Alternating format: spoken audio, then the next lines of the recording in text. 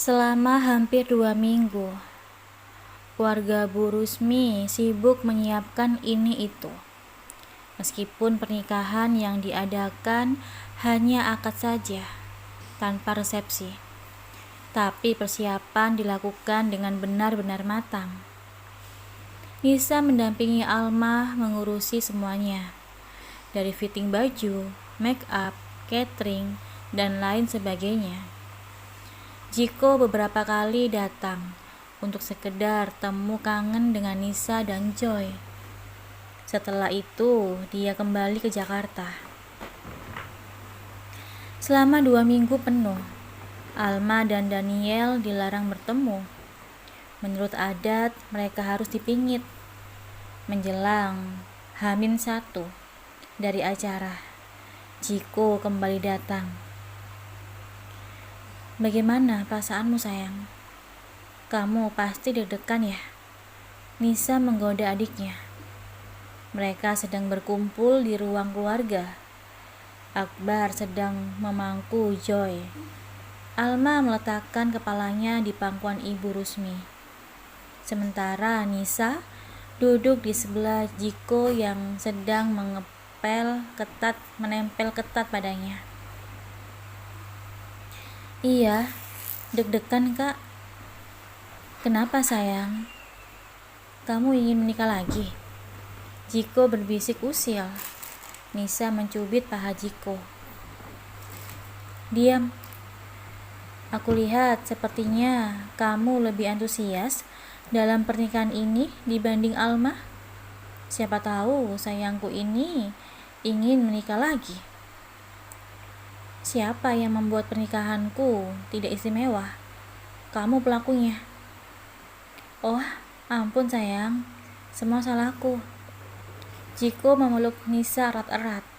Sikap mesra mereka sedikit membuat risih orang-orang yang berada di ruangan itu. Dok, awakmu sesuk wis bakal dadi bojone wong. Awakmu kudu ngerubah watakmu. Awakmu kudu manut ndek bojomu. Ojo ngelan. Bojomu ngomong apa wae kudu mbok turuti. Ngerti ora? Dok, kamu besok sudah jadi istri orang. Kamu harus merubah sifat-sifatmu. Kamu harus patuh sama suamimu. Jangan suka membantah. Suamimu ngomong apapun harus kamu turuti. Mengerti? Nggih, Bu. Iya, Bu. Bu, dia suka bantah omongan saya. Dia tidak pernah menuruti saya. Malah sebaliknya. Saya yang diharuskan untuk menuruti dia, Bu. Tolong kasih dia nasihat juga, Bu. Jiko mengadu sembari menunjuk istrinya. Nisa mencubit perut Jiko keras-keras. Au, ampun sayang. Jangan ngaduan. Dok, awakmu pisan. Awakmu kudu jaga perasaan bojomu. Duwe bojo kudu diopeni, disayang-sayang. Ojo malah bojone didadekno babu sing mbok kongkon renamrene gelem. Apa maneh saiki bojomu gantikno awakmu nyidam. Awakmu kudu luwih perhatian ning bojomu. Paham? Dok, kamu juga. Kamu harus menjaga perasaan suamimu. Punya suami itu harus diurus, disayang-sayang. Kok malah suamimu kamu jadikan sebagai pembantu yang kamu suruh kesana kemari mau. Apalagi sekarang suamimu menggantikanmu ngidam. Kamu harus lebih perhatian sama suamimu. Paham? Bu Rusmi memberi nasihat dengan suara yang tegas. Nisa hanya bisa menganggukkan kepalanya dengan patuh. Jiko tersenyum penuh kemenangan.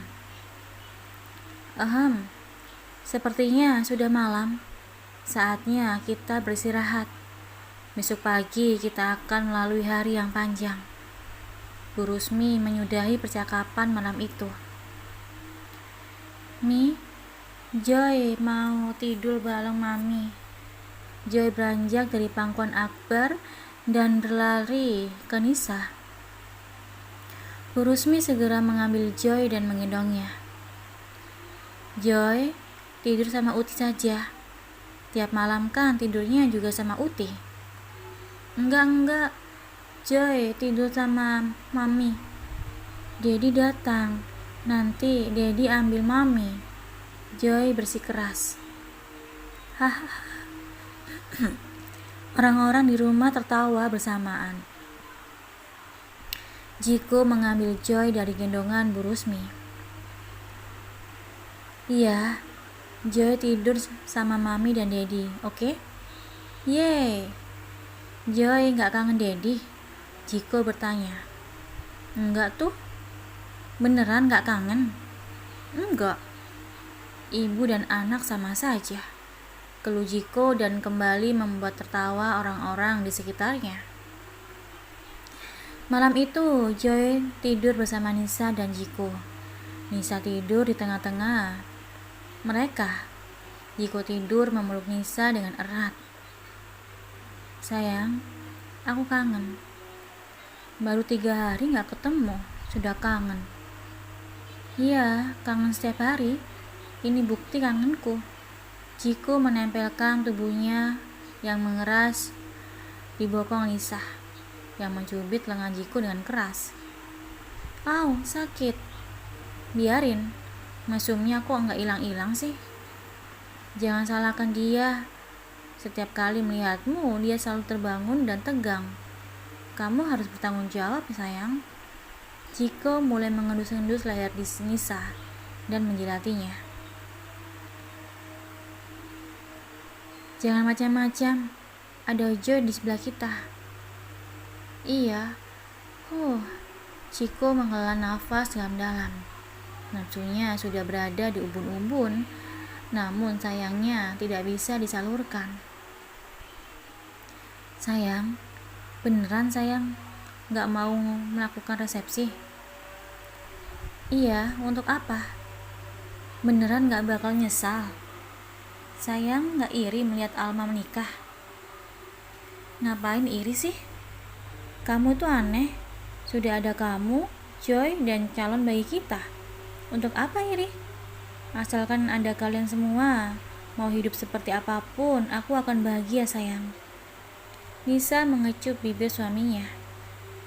Ayo tidur. Nisa tidur memeluk Joy, sementara Jiko memeluk keduanya. Malam itu, Alma tidak bisa tidur. Pikirannya melayang kemana-mana. Dia memikirkan Daniel.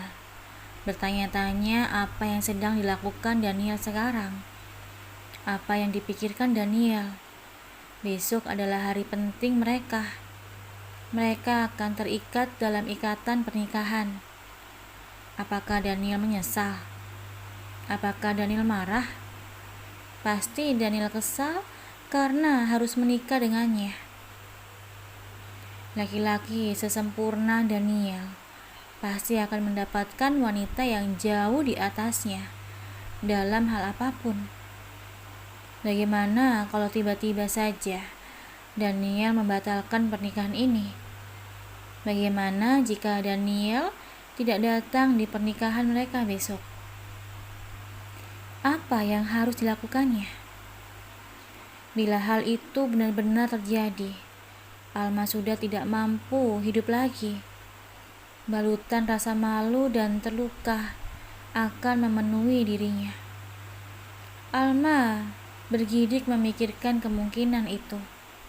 Alma berharap besok akan berjalan dengan lancar tanpa hambatan apapun. Tito menatap atasannya dengan perasaan sedih. Daniel sedang mabuk-mabukan sekarang. Mungkin itu adalah ungkapan kekecewaan dia akan kehidupan yang tidak berjalan sesuai rencananya. Hahaha, Tito, besok aku akan menikah. Hahaha. Emosi Daniel berubah-ubah, dari tawa menjadi tangis, tangis menjadi tawa, begitu seterusnya. Tito menatap Daniel dengan prihatin. Gelombang perasaan bersalah menghantuinya. Meskipun kedatangan orang tua Daniel pada malam itu bukan karena laporan dari dirinya, tapi Tito merasa bersalah karena membiarkan Alma dan Daniel pulang berdua malam itu. Kalau dia tahu bosnya akan semenderita ini karena harus menikah dengan Alma, dia tidak akan membiarkan hal itu terjadi. Tapi nasi sudah menjadi bubur. Takdir yang sudah digariskan tidak bisa diubah lagi. Tito, bagaimana aku akan menikahi wanita yang sudah kuanggap sebagai adik sendiri? Bagaimana aku menikahi adik dari wanita yang kucintai? Apakah kamu bisa membayangkan perasaanku? Dengan menikahi Alma, aku akan sering bertemu dengannya. Hatiku sakit setiap kali melihatnya. Sakit sekali. Daniel kembali menangis. Hatiku sangat panas membayangkan dia bersama laki-laki itu. Hatiku terbakar. Sampai kapan perasaan ini akan ada? Kapan perasaan ini akan hilang? Jawab aku, Tito. Aku tidak ingin bertemu dengannya. Aku tidak ingin melihat senyum bahagianya. Mungkin kamu pikir aku adalah laki-laki picik dan egois. Tapi hatiku benar-benar sakit. Aku tidak rela dia bahagia bersama laki-laki itu. Daniel memukul-mukul dadanya, menunjukkan rasa sakitnya. Ketika dia akan mengambil botol minuman lagi, Tito segera menjauhkan botol itu dari jangkauan tangannya. Cukup, Tuan. Besok Anda akan menikah. Sebaiknya Anda tidur sekarang. Tito bergerak di sebelah Daniel dan mulai memapa laki-laki itu menuju kamarnya.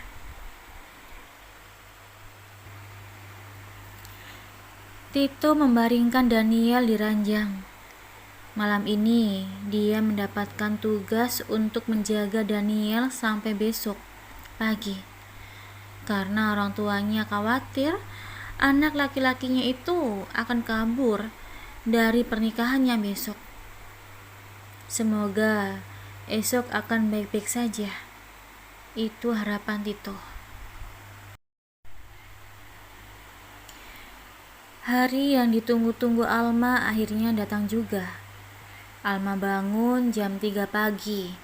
Dia mulai dirias lengkap, dari wajah, pakaian, hiasan kepala, sampai hiasan tangan dan kaki. Nisa menemani Alma menuju semua proses itu, meninggalkan Joy dan Jiko yang masih tidur. Selesai melihat Alma dirias, Nisa mulai mandi dan bersiap-siap. Beberapa make up artis menawarkan untuk meriasnya, namun Nisa menolak dan memilih untuk berdandan sendiri. Nisa membangunkan Joy dan Jiko. Meskipun sangat susah membangunkan keduanya, tapi akhirnya keduanya bangun. Jiko memandikan Joy, sementara Nisa mulai membantu ibunya mempersiapkan ini dan itu. Akad itu akan dilaksanakan pada pukul 9 WIB di salah satu masjid terkenal di kota Surabaya. Jam 8 pagi, rombongan keluarga Bu Rusmi berangkat ke tempat akad. Al, apa kamu yakin? Akbar memulai percakapan. Mereka sedang berada di mobil. Apanya? Apa kamu yakin akan menikah? Apa kamu yakin akan menikahi paman itu? Kamu masih muda, Al. Banyak laki-laki yang umurnya jauh lebih muda dan tertarik padamu. Apa kamu tidak akan menyesal?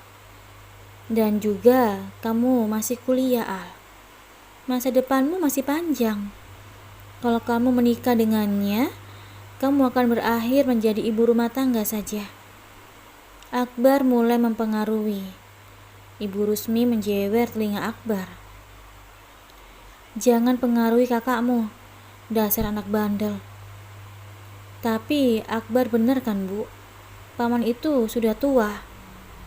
Al kan cantik, bisa dapat yang lebih muda dan lebih tampan.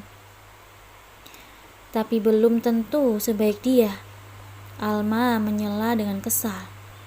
Aku sangat yakin dengan pilihanku. Kamu tidak perlu mempengaruhiku dengan pemikiranmu. Aku yakin aku akan bahagia hidup bersamanya. Ya, kakak yakin itu. Sudahlah, Dek. Kamu seneng banget bikin kakakmu marah. Nisa menyela dan memeluk Alma. Akbar hanya bisa terdiam sembari bersungut-sungut. Mereka akhirnya tiba di lokasi akad. Di dalam masjid, keluarga besar Daniel sudah menunggu. Mata Alma mencari-cari keberadaan Daniel. Tapi laki-laki itu tak tampak dimanapun. Alma mulai panik. Itu sangat terlihat di wajahnya. Sepertinya Kate bisa membaca pikiran calon mantunya. Dia mendekati Alma dan memeluknya. Anak mami cantik sekali. Terima kasih tante. Jangan panggil tante lagi. Panggil mami atau mama. Sebentar lagi kamu juga akan menjadi anakku, sayang. Aku sangat bersemangat. Aku menyambut kedatanganmu dengan sangat bahagia, sayang. Sini peluk mami. Kate kembali memeluk Alma yang masih saja kikuk. Kalau boleh tahu, Daniel, dia ada, sayang? Dia sedang ke toilet. Kamu tidak perlu khawatir, sayang. Menepuk-nepuk bahu Alma, bermaksud untuk memberi semangat. Alma menghela nafas lega. Tepat pukul 9, acara pun dimulai. Akbar menjadi wali nikah Alma sebagai pengganti ayah mereka yang telah tiada. Alma didudukkan di sebelah Daniel. Mereka mengenakan pakaian putih. Ada tudung yang menutupi keduanya. Bagaimana, calon pengantin? Sudah siap? Iya, saya siap. Mata Daniel memerah. Entah karena efek kebanyakan mabuk semalam atau efek habis menangis. Siapa yang menjadi wali nikah? Tanya Pak Penghulu. Saya, Pak. Akbar menyahut. Masih muda. Anda siapanya pengantin wanita? Saya adiknya, Pak. Mewakilkan almarhum ayah kami. Oh, baiklah. Ini mau diwakilkan atau mau dilakukan sendiri? Saya lakukan sendiri. Baiklah. Mana saksinya? Saya, Pak. Saya. Papa Edwin dan Darren menjawab bersamaan. Baik, kalau begitu, mari kita mulai acaranya. Pak Penghulu memberi nasihat singkat berupa wejangan-wejangan pernikahan. Kemudian prosesi ijab kabul pun dimulai. Saya nikahkan engkau, Daniel Ferry Natael, bin Edwin Atmajah, dengan Ananda Almahira Salsania binti Riswono, dengan mas kawin yang berubah seperangkat alat sholat dan berlian 50 karat dibayar tunai.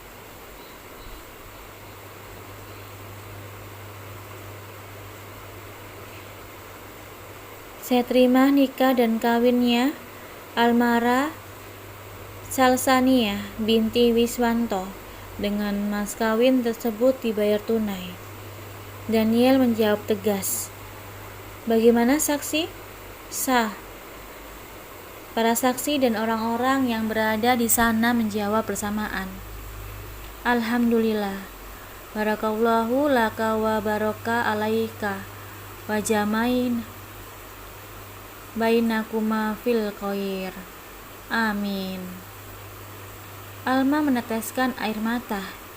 Begitu pula dengan Bu Rusmini dan Nisa. Mereka sangat terharu. Kedua pengantin menandatangani beberapa berkas. Kemudian Alma mencium tangan Daniel. Dengan kikuk, Daniel balas mencium kening Alma. Kemudian beberapa tamu undangan mulai menyalami mereka. Jiko mendekati Daniel. Sudah lama dia ingin bertemu dengan Daniel, tapi pria itu selalu menolaknya. Jiko mengulurkan tangannya. Selamat atas pernikahannya, Tuan Daniel, katanya. Ya, terima kasih. Daniel mengabaikan uluran tangan Jiko dan pergi menjauh dari pria itu. Nisa melihat kejadian itu. Dia mendekati Jiko. Sabar sayang, suatu saat nanti dia pasti akan menerima kehadiranmu. Begitukah? Ayo pergi. Bayinya sudah lapar. Nisa mengelus-ngelus perutnya. Bukan bayinya, tapi ibunya. Ini sungguh tidak adil sayang. Kamu bisa makan sebanyak-banyaknya, tapi aku tidak bisa. Jiko mengomel. Ini sangat adil sayang. Ingat ketika hamilnya Joy, siapa yang paling menderita? Iya tahu, tapi kamu juga menyiksaku dengan permintaan aneh-aneh. Ayo. Jiko mengambil tangan Nisa dan menggandengnya. Acara dilanjutkan di Hotel Bintang 5 di kota tersebut. Acara itu bertujuan untuk menjamu tamu-tamu yang datang. Daniel harus tersenyum palsu pada semua orang. Dia dan Alma berkeliling, menyalami tamu-tamu penting ayahnya. Selama berkeliling, matanya selalu saja mencari-cari keberadaan Nisa. Matanya dipenuhi kecemburuan begitu melihat Nisa dan Jiko bersama. Dia segera memalingkan wajahnya. Matanya mulai berkaca-kaca. Alma melihat hal itu. Dia segera mengalihkan perhatian Daniel. Hari sudah sore ketika acara itu selesai. Papa Edwin dan Nyonya Kate sengaja memesan kamar Presidential Suite di Hotel Bintang 5 itu. Kamar itu ditunjukkan untuk Daniel dan Alma. Daniel menolak, tapi Nyonya Kate memaksa dengan keras, sehingga mau tidak mau, Daniel harus menerima hadiah itu. Semua keluarga memutuskan untuk pulang. Keluarga Daniel langsung terbang ke Jakarta menggunakan jet pribadi. Sementara keluarga Alma berkumpul di rumah Bu Rusmi. Tinggal Daniel dan Alma di kamar itu. Kamar itu didesain dengan sangat elegan dan mewah. Semua properti di kamar itu didominasi oleh warna coklat kayu dan krem.